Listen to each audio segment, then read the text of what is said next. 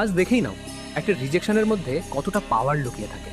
একটা সময় ছিল যখন এনজো ফেরারি আলফা রোমিও কাছে কাজ চেয়েছিল, তখন সে মানা করে দেয়। তারপর এনজো তৈরি করেন ফেরারি, যার নেটওয়ার্থ আজ $79 মিলিয়ন বেশি। তারপর এক ব্যক্তি যার নাম ছিল ফেরুচিও ল্যাম্বরগিনি এনজো ফেরারিকে কিছু পরামর্শ দিতে চান, কিন্তু ফেরারি তাকে মানা করে দেন। তারপর তিনি তৈরি করেন ল্যাম্বরগিনি, যা আজ পৃথিবীর সবচেয়ে আইকনিক কারগুলোর মধ্যে একটি। তারপর হোরাশিও পাগানি, তিনি ল্যাম্বরগিনিতে কাজ করার সময় পুরো কার্বন ফাইবারের কার তৈরি করার কথা বলেন, আর ল্যাম্বরগিনি তাকে রিজেক্ট করে দেয়।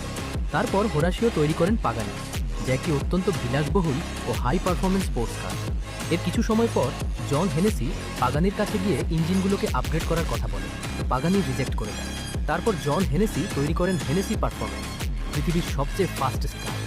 তুমি কি নোটিস করলে প্রতিটি রিজেকশন তোমাকে একটি চান্স দিচ্ছে নতুন কিছু করার জন্য? তাই মনে রাখো, no doesn't mean no, no means next opportunity.